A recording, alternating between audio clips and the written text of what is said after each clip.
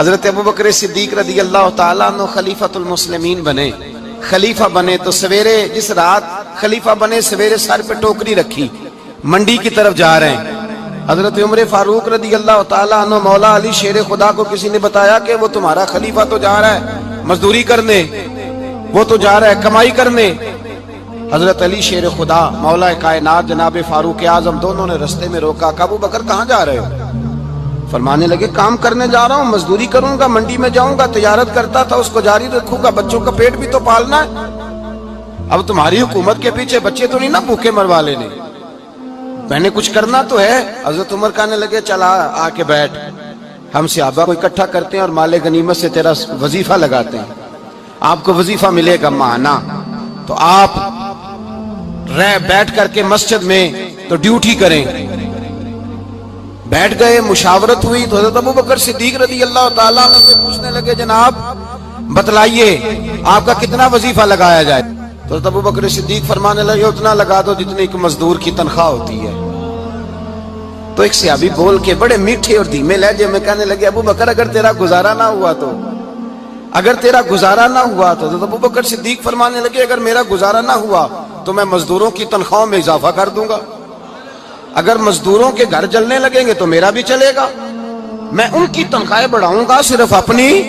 تو مزدور کے حقوق کا تعین کیا۔ سب سے پہلے تو میرے نبی پاک علیہ السلام نے منع فرمایا، فرمایا جس کو مزدوری پر رکھو پہلے اس کے ساتھ اجرت طے کرو۔ حضور صلی اللہ علیہ وسلم نے فرمایا جب تک اجرت واضح نہ ہو جاؤ کسی کو کام پر، جب تک اجرت واضح نہ ہو جائے، مکمل نہ ہو جائے کہ کیا دینا ہے، طے کریں۔ کیا لوگے جو جناب دے دیں گے لے لوں گا، شریعت اس کو پسند نہیں کرتی، محبوب نہیں رکھتی۔ پہلے اس کے ساتھ پہلا حق مزدور کو یہ دیا کہ اس کی اجرت پہلے، بولیے اجرت پہلے اجرت طے ہوگی، یہ پہلا حق ہے۔ اور مزدور کا دوسرا حق کیا بیان کیا میرے نبی پاک نے؟ فرمایا جب، اور یہ ایسی اعلیٰ بات ہے کہ جتنے حقوق لکھنے والے ہیں نا، جتنے بین الاقوامی سطح پر انسانی حقوق کا چارٹر بنانے والے ہیں، وہ کہتے ہیں کہ یہ ایسا نقطہ حضور نے بیان کر دیا ہے کہ اس سے آگے کو بڑھ ہی نہیں سکتا، یہ ایسی بات ہے کہ جس کی شرح بھی کوئی نہیں کر سکتا۔ میرے حبیب کریم علیہ السلام نے فرمایا پہلے طے کرو، اور کیا خوبصورت لفظ ہے، قانون بنا دیا۔ فرمایا جب مزدور مزدوری کر لے تو اس کا پسینہ خشک ہونے سے پہلے اسے ادا کر دینا، اس کا پسینہ خشک ہونے سے پہلے اسے اس کی مزدوری دے دو۔ ایک صحابی اپنے خادم غلام کو مار رہے تھے تو میرے نبی پاک تشریف لائے، فرمایا کیوں اسے مار رہا ہے؟ حضور غلطیاں بڑی کرتا ہے۔ تو نبی پاک نے فرمایا جتنا تجھے اس پر اختیار ہے نا اس سے کہیں بڑھ کر میرے رب کو تیرے اوپر بڑا اختیار ہے۔ کہا حضور یہ بڑی غلطی کرتا ہے، میں آخر کتنا معاف کروں؟ تو حضور نے فرمایا اتنا معاف کر جتنا میرا رب تجھے معاف فرماتا ہے۔ پتہ ہے تیری صبح سے لے کر شام تک کتنی کوتاہیاں ہیں، درگزر کا حکم دیا۔ پہلا حق یہ دیا مزدوری طے کرو، دوسرا حق یہ دیا پسینہ خشک ہونے سے پہلے ادا کرو، تیسرا حق یہ دیا کہ اس سے درگزر کرو، غلطی ہو جائے تو درگزر کرو۔ تو یا رسول اللہ مزدوری کتنی دیں؟ میرے نبی پاک بخاری مسلم حضور سید عالم صلی اللہ علیہ وسلم نے فرمایا مزدور کا حق بیان کیا نبی پاک نے، اور ایک بات ارشاد فرمائی تو اس کے اندر کئی پہلو، ایک حدیث میں کئی پہلو بیان فرمائے۔ حبیب پاک نے فرمایا جیسا تم کھاتے ہو ویسا ہی اسے، بھئی بس ختم ہو گئی بات۔ اتنی بڑی بات کر دی سرکار نے۔ کبھی دیکھا ہے آپ نے کہ مزدور کو ایسے کھلایا جا رہا ہو جیسا مالی کھا رہے ہیں؟ حضور نے فرمایا بھئی مزدوروں کا حق یہ ہے کہ جیسا تم نے کھانا ہے ویسا اسے کھلانا ہے، اور فرمایا جیسا تم نے پہننا ہے ویسا اسے پہنانا ہے۔ اور پھر میرے حبیب کریم علیہ السلام نے ارشاد فرمایا اس کی ہمت سے بڑھ کر تم اس پر بوجھ نہیں ڈال سکتے، جتنا کام وہ کر نہیں سکتا اتنا تم اسے دے نہیں سکتے۔ اور فرمایا اگر اتنا کام دینا ہے جو اس کی ہمت سے زیادہ ہے تو میں اس کے مالک کو کہتا ہوں وہ بھی اٹھ کے مزدور کے ساتھ کام پہ لگ جائے، اٹھے اس کے ساتھ کام میں شریک ہو جائے۔ مزدوری کا بھی تعین فرمایا، اور پھر اس کو کام کس مقدار کا دینا ہے، مزدور کو کس قدر زیادہ اس پر بوجھ ڈالا جائے گا، یہ بھی مصطفیٰ کریم نے بیان فرمایا۔ فرمایا جو لا یکلف اللہ نفسا الا وسعہا، اللہ بھی تم پر وہ بوجھ نہیں ڈالتا جو تم اٹھا نہیں سکتے، تو کسی مزدور کو تم ایسا کام نہیں بتاؤ گے۔ حضرت عثمان غنی رضی اللہ تعالیٰ عنہ ایک دن حضرت عمر فاروق سے کہنے لگے عمر بس کر دے یار، تیرے بعد بھی تو لوگوں نے خلیفہ بننا ہے، کیسے کوئی تیرے رستے پہ چلے گا؟ تو حضرت عثمان غنی سے جناب عمر کہنے لگے کیا ہو گیا؟ آپ فرمانے لگے کل میں دیکھ رہا تھا کہ لوگ باغ میں مزدوری کر رہے تھے اور آپ امیر المومنین ہو کے ان کا ہاتھ بٹا رہے تھے، ہاتھ بٹا رہے تھے۔ تو حضرت عمر کہنے لگے بوڑھے تھے، بیمار تھے، مزدوری کر رہے تھے تو پسینہ بہہ رہا تھا، کیا ہو گیا اگر تھوڑا سا میں نے ساتھ دے دیا؟ حضرت جناب سیدنا فاروق اعظم یہ لفظ کہتے ہوئے رو پڑے۔ آپ فرمانے لگے میں کسی بادشاہ کا شہزادہ نہیں، میں بھی اسی باپ کا بیٹا ہوں جو اونٹ چرا کے گزارا کیا کرتا تھا۔ میں نے آگے بڑھ کے لوگ حیثیت بھول جاتے ہیں، اپنی حیثیت بھول جاتے ہیں۔ اللہ تبارک و تعالیٰ جب کچھ عطا کرتا ہے ان کا رویہ اپنے ماتحتوں کے ساتھ اتنا سخت اور جابرانہ آمرانہ ہو جاتا ہے، اس قدر زیادہ ان کے لب و لہجے میں کڑواہٹ آ جاتی ہے، اس قدر زیادہ ان کی طبیعتوں کے اندر سختی اور غرور بھر جاتا ہے کہ وہ احساس ہی نہیں کرتے کہ جو سامنے بیٹھا ہے وہ بڑا ایک دکھی انسان ہے اور وہ تکلیف میں ہے، وہ آزمائش میں اپنے آپ کو مبتلا سمجھ رہا ہے۔ حضرت ابو ذر غفاری رضی اللہ تعالیٰ عنہ فرماتے ہیں میں اپنے ماتحتوں کے حق میں بڑا سخت تھا، سخت تھی میری طبیعت، میرے غلاموں کی جرت ہی نہیں تھی کہ وہ میرے سامنے گفتگو کر سکیں اور ٹھہر بھی سکیں۔ فرماتے ہیں جس دن میں کلمہ پڑھنے گیا، جس دن میں حضور کی بارگاہ میں، تو میں نے کہا حضور کوئی خاص نصیحت؟ تو نبی پاک نے فرمایا میری نصیحت تیرے لیے یہ ہے کہ جیسا تو نے کھانا ہے ویسا ہی غلام کو کھلانا ہے، جیسا تو نے پہننا ہے ویسا ہی غلام کو پہنانا ہے۔ حضرت ابو ذر کہتے ہیں جو میرے اندر کمی تھی وہی میرے نبی نے نصیحت کر دی، جو میرے اندر کوتاہی تھی وہی غیب جاننے والے رسول نے بتلا دی۔ فرماتے ہیں میں گھر گیا، جب میں جاتا تھا تو ملازموں کا سانس خشک ہو جاتا تھا، وہ کانپنے ہانپنے لگتے تھے کہ جانے اب یہ کیا کرے گا۔ حضرت ابو ذر غفاری فرماتے ہیں میں گیا، ایک شخص سے میں نے کہا کھانا پکاؤ، کھانا پکایا، دسترخوان پہ لگایا اور اپنے سارے ملازموں کو کہا آؤ یار میرے ساتھ بیٹھ کے روٹی کھاؤ، آؤ سارے میرے ساتھ بیٹھ کے کھانا کھاؤ۔ فرماتے ہیں انہوں نے کھانا کھایا، پھر میں ان کو بازار لے گیا، جیسے کپڑے میں پہنتا تھا ویسے ہی میں نے ان کے لیے بھی خریدے۔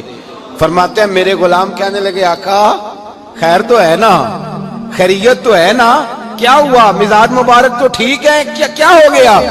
اور یہ جو ہم فضا کو اتنا خوبصورت دیکھ رہے ہیں اور یہ جو ہم اتنی پیاری ریم جھیم برستی دیکھ رہے ہیں یہ جاری رہے گی یا ایک دن کی ہے؟ تو حضرت ابو ذر غفاری رو پڑے، کہنے لگے اب تمہیں ابو ذر غفاری بدلا ہوا ملے گا، اس لیے کہ اب میں وہ نہیں رہا، اب میں رسول اللہ کا کلمہ پڑھ کے غلام مصطفیٰ بن گیا ہوں، اب میں بدل گیا ہوں، میری طبیعت بدل گئی۔ غلاموں کے حق میں حضرت مولا علی شیر خدا غلام کو لے کر کے گئے دکان پر، حضرت مولا علی غلام کو لے کر گئے کپڑے کی دکان پر، 2 جوڑے خریدے، ایک کم قیمت کا ایک زیادہ قیمت کا، ایک کم قیمت کا ایک زیادہ قیمت کا، 2 جوڑے خریدے۔ جب واپس لوٹے تو غلام سے کہنے لگے تو اپنا لے لے۔ غلام کو پتا تھا کہ اس زمانے میں ہوتا کیا تھا، اس نے کم قیمت کا جوڑا اٹھایا۔ حضرت علی فرمانے لگے عجیب آدمی ہے، یہ تو تیرا نہیں یہ تو میرا ہے۔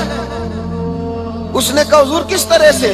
آپ فرمانے لگے تیرے لیے قیمتی جوڑا اس لیے خریدا ہے کہ تو جوان ہے، اور میں نے اپنے لیے اس لیے چھوٹا خریدا ہے کہ میں تو اب بوڑھا ہو گیا ہوں، مجھے تو حاجت نہیں۔ کہنے لگا حضور بوڑھے اور جوان کا مطلب نہیں، آپ علی ہیں، من کنت مولا فہذا علی علی مولا، علی مولا، آپ چونکہ مولا علی ہیں اور آپ امیر المومنین ہیں، لہذا آپ نے تخت پر بیٹھنا ہے، آپ نے سلطنت کو چلانا ہے، آپ پہنیے۔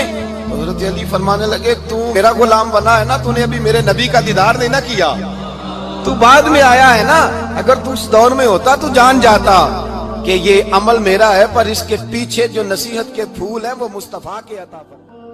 مزدور کو یہ دیا کہ اس کی اجرت پہلے، بولیے اجرت پہلے اجرت طے ہوگی، یہ پہلا حق ہے۔ اور مزدور کا دوسرا حق کیا بیان کیا میرے نبی پاک نے؟ فرمایا جب، اور یہ ایسی اعلیٰ بات ہے کہ جتنے حقوق لکھنے والے ہیں نا، جتنے بین الاقوامی سطح پر انسانی حقوق کا چارٹر بنانے والے ہیں، وہ کہتے ہیں کہ یہ ایسا نقطہ حضور نے بیان کر دیا ہے کہ اس سے آگے کو بڑھ ہی نہیں سکتا، یہ ایسی بات ہے کہ جس کی شرح بھی کوئی نہیں کر سکتا۔ میرے حبیب کریم علیہ الصلوۃ والسلام نے فرمایا پہلے طے کرو اور کیا خوبصورت لفظ ہے، قانون بنا دیا. فرمایا جب مزدور مزدوری کر لے تو اس کا پسینہ خشک ہونے سے پہلے پہلے اسے ادا کر دینا. اس کا پسینہ خشک ہونے سے پہلے اسے اس کی مزدوری دے دو. بیچارے نے محنت کی ہے، اپنے گھر جائے.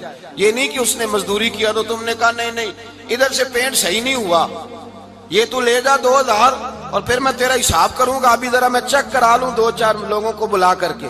وہ فلاں جگہ سے نا ایک کونا خالی رہ گیا. اللہ سے ڈرنا چاہیے، اللہ سے ڈرنا چاہیے.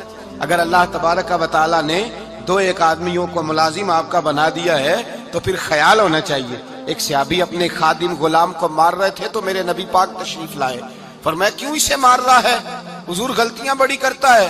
تو نبی پاک نے فرمایا جتنا تجھے اس پر اختیار ہے نا اس سے کہیں بڑھ کر میرے رب کو تیرے اوپر بڑا اختیار ہے.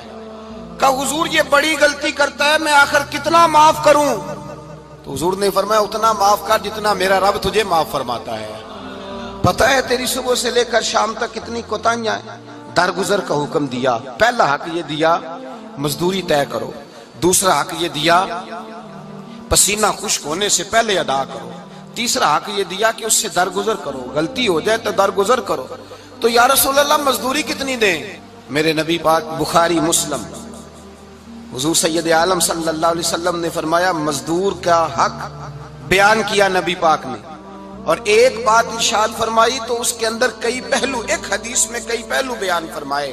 حبیب پاک نے فرمایا جیسا تم کھاتے ہو ویسا ہی اسے کھلانا. کوئی نہیں، آپ شاید سو رہے ہیں کچھ حضرات. جیسا خود کھاتے ہو ویسا ہی. بھئی بس ختم ہو گئی بات. اتنی بڑی بات کر دی سرکار نے. کبھی دیکھا ہے آپ نے کہ مزدور کو ایسے کھلایا جا رہا ہو جیسا مالک کھا رہے ہیں؟